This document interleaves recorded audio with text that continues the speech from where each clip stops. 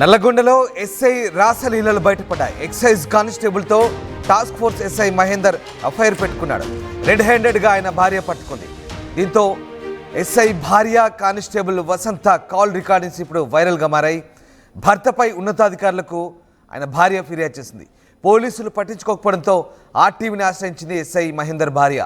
Constable మోజులో పడి తనను, ఇద్దరు పిల్లల్ని రోడ్డున పడేశాడంటూ ఎస్ఐ భార్య ఆవేదన వ్యక్తం చేస్తుంది.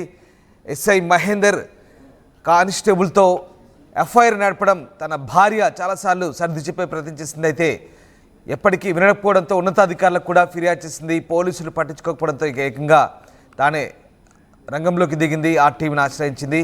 దీంతో అటు ఎస్ఐ భార్య, ఇటు కానిస్టేబుల్ వసంత కాల్ రికార్డింగ్స్ కూడా ఇప్పుడు వైరల్గా మారుతున్నాయి. మరోవైపు భార్య భర్తలు ఇద్దరు మాట్లాడుకున్న ఆడియో కాల్స్ కూడా ఇప్పుడు వైరల్గా మారుతున్నాయి. ఒకసారి ఎస్ఐ భార్య అలాగే కానిస్టేబుల్ వసంతతో మాట్లాడిన కాల్ రికార్డింగ్ మీద.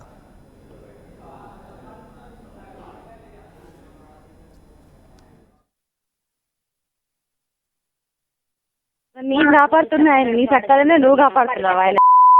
నీ క్యారెక్టర్ 10 మంది పెరిగేదని అసలు ఎవరు అడిగినా ఎవరు నచ్చితే వాళ్ళు నిన్ను. అవునా? అవును, ఎవరైనా అట్లనే వచ్చింది. చెప్పేది అట్లా చేయాలనుకుంటే నవ్వితే కానీ నువ్వు అంటే అంతపట్టించాలనుకుంటే ఏంటి ధైర్యం నాకు అర్థం కావట్లేదు. అంటే నేను మీ ఇద్దరు కలిసి నన్ను చంపేస్తే మీ ఇద్దరు హ్యాపీగా ఉండొచ్చు అనుకుంటున్నారా? నేను ఎవరు చంపాలనుకుంటలే, నేను ఎవరు చంపాలనుకుంటలే. అదే మరి చెప్పింది చావు చావు చావు మాట్లాడతావా మాట్లాడతావా ఏంటండి మాట్లాడతావా? ఏంటిది? నాకు ప్రూఫ్స్ పంపించింది, నాకు ప్రూఫ్స్ అనేవి పంపించింది. నేను ప్రూఫ్స్ పంపించాల్సిన అవసరం నాకు లేదు. మరి ఎట్లా ఏం మాట్లాడతావో మాట్లాడు. నువ్వేం చేసుకుంటా, నేను కూడా సిటీ ఆఫీసర్ సిటీ ఆఫీసర్ కూర్చుంటా. మాట్లాడదు కానీ ఏం మాట్లాడద్దు. నువ్వు ఇవన్నీ చేసుకుంటూ కూర్చొని మామూలుగా చెప్దాం అనుకుంటే నువ్వు కాల్ చేసిన వాటికి నేను మామూలుగా మాట్లాడినా, నీ ఇష్టం మాట్లాడాలనుకుంటే నీ ఇష్టం ఏవొచ్చు. నువ్వు నా ఫ్యామిలీకి వచ్చి ఇష్టం ఉన్నట్టు నువ్వు డిమాండ్ చేసిన 10 మందితో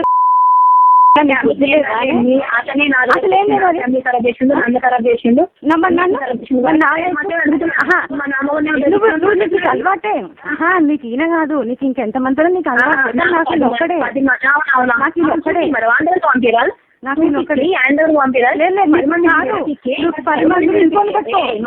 నువ్వు మాట్లాడదు అడగకు. ఇంకోటి పట్టుకోలేదు నువ్వు. నా అల్లుడే దొరికినాడే నీకు. నీకు మస్తు మంది ఉంటారు రోడ్ల కొంటే, ఎంత మంది పోతే అంతమంది రోడ్లు ఉంటుందో. ఇగో నీ అల్లుడే నా దగ్గరకు వచ్చి మాట్లాడి, నీ అల్లుడే దొరికిండు. నీ అల్లుడికి పని చెప్పినా నీ అల్లుడే దొరికింది కాబట్టి నీ అల్లుడే కొడవాలి.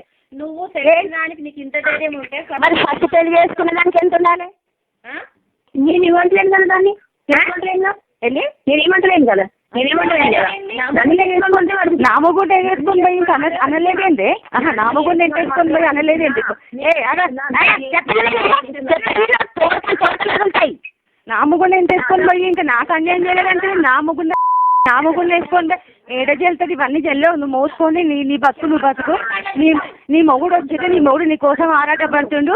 నువ్వు ఎంతమందిని మోసం చేస్తావు నువ్వు అసలు? నా మొగుడు ఎన్నోడు నీకు? నా మొగుడు ఎన్నోడు నీకు? 4 రోజులు ఈడు కూడా పోరొస్తాడు నీకు. 4 రోజులు అయితే ఈడు కూడా పోరొస్తాడు. వద్దు, వదిలేసి నీ బతుకు నువ్వు బతుకు, మా బతుకు మేము బతుకుతాం. మా డాన్స్ ఇన్వాల్వ్ కావచ్చు. చస్తే అందరం చేద్దాం అంతే. సరే, నువ్వు ఇవన్నీ రావద్దు. నువ్వు అసలు ఇన్వాల్వ్ కావద్దు. వదిలిపెట్టు, మర్యాదగా నా మొగుడిని వదిలిపెట్టు. నువ్వు నీకు ఎక్కడి అధికారం నా మొగుడిని ఇంటేసుకొచ్చుకునేది? నువ్వు అనుకుంటున్నావేమో నేను వదిలిపెట్టడం అనేది జరగదు. ఏం చేస్తావు? లజ్జ సిగ్గు లేదు కొంచెమన్నా? ఊరంతా పుకార్లు వేసింది, ఊరంతా పుకార్లు వేసుకున్నావు. లజ్జ సిగ్గు లేదు నీ ఊర్లో? 10 మంది నీకు ఎందుకే? నా మూడు 10 మంది ఇంకో 10 మంది ఒకసారి. నేను అవన్నీ తెలిసిన తర్వాత ఎట్లా పోతున్నాయి? ఊరంతా పుకార్లు వేస్తే, నా చుట్టాల పుకార్లు వేస్తే, నా అత్తమ్మ చుట్టాలు వేస్తే. అపో నీకు అందరు ఉన్నారా అమ్మా? నీకు పెళ్ళైన తర్వాత ఎట్లా వస్తా నీ దగ్గరికి అసలుకి? పెళ్ళైనాక ఎట్లా వస్తాను అనుకున్నావు? పెళ్ళైనాక ఎట్లా వస్తాను అనుకున్నావు?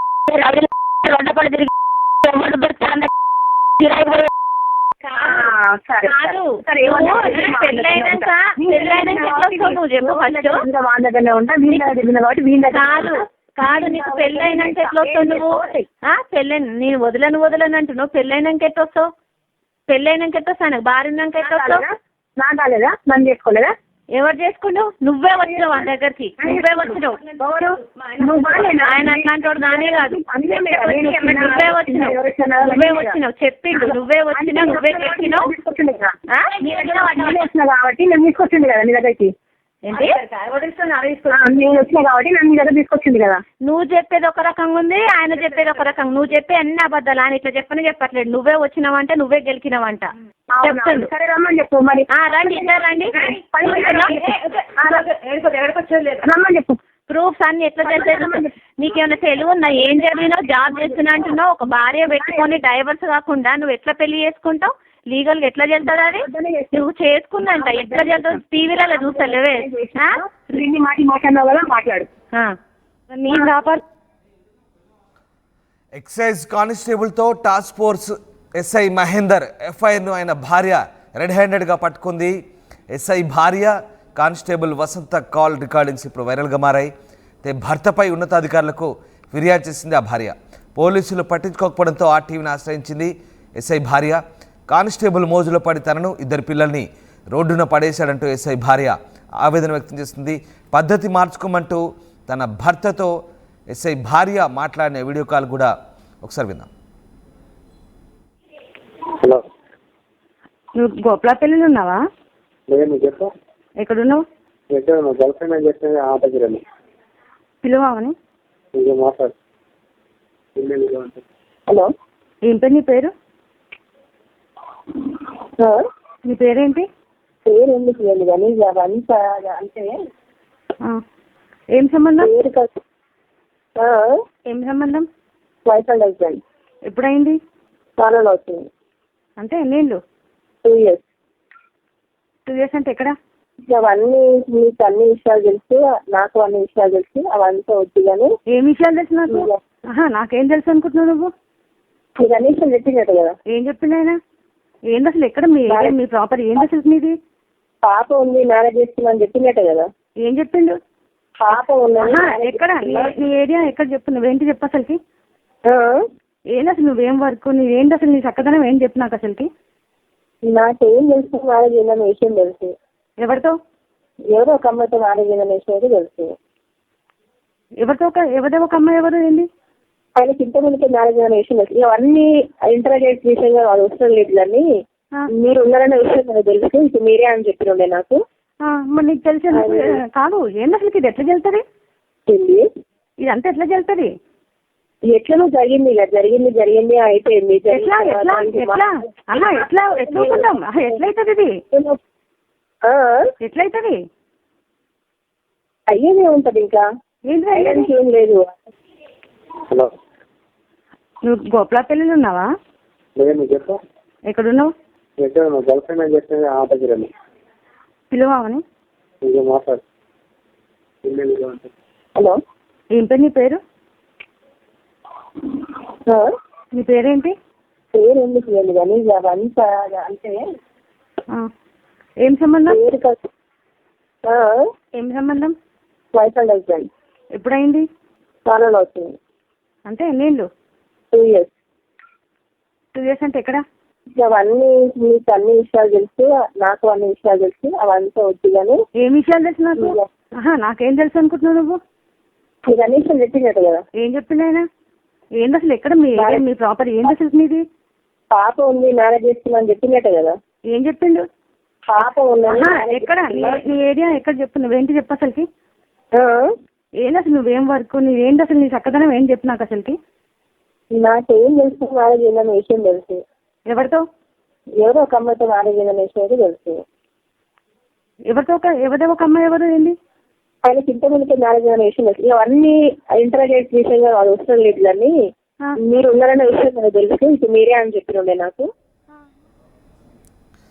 నల్లగొండలో ఎస్ఐ రాసలీలకు సంబంధించి ఆయన భార్య ఆర్టీవీని ఆశ్రయించింది. దీంతో ఎక్సైజ్ కానిస్టేబుల్తో task force SI Mahender Reddy వ్యవహారం పూర్తిగా బయటపెట్టింది. ఆయన భార్య రెడ్ హ్యాండెడ్గా పట్టుకుంది. వైరల్గా మారాయి ఎస్ఐ భార్య కానిస్టేబుల్ వసంత కాల్ రికార్డింగ్స్.